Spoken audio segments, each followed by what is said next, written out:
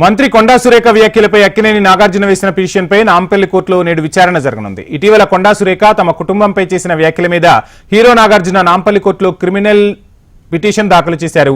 తమ ఫ్యామిలీ గౌరవ ప్రతిష్టలను దెబ్బతీసేలా సురేఖ వ్యాఖ్యలు చేశారని ఆ పిటిషన్ లో పేర్కొన్నారు నాగార్జున.